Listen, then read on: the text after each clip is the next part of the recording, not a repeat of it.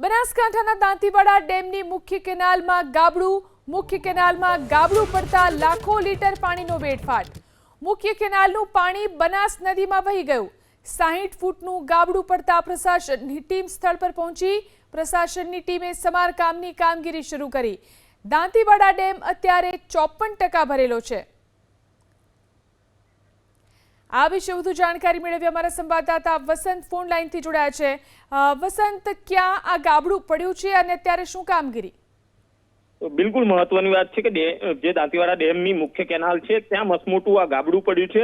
ડેમની નજીક જ આ મુખ્ય કેનાલ આવેલી છે અને જે ગાબડું છે તે 60 ફૂટ જેટલો મોટું ગાબડું પડતા લાખો લીટર પાણીનો પણ વેડફાટ થઈ રહ્યો છે।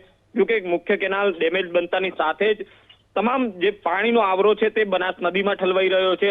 હાલ તો પ્રશાસન દ્વારા ગાબડું પૂરવાનું અને કેનાલનું સમારકામ હાથ ધર્યું છે।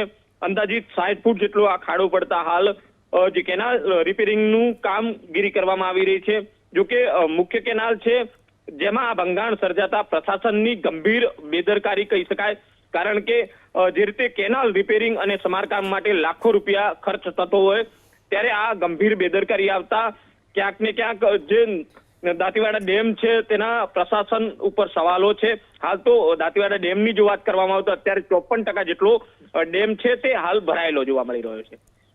જી આભાર તમામ જાણકારી આપવા માટે।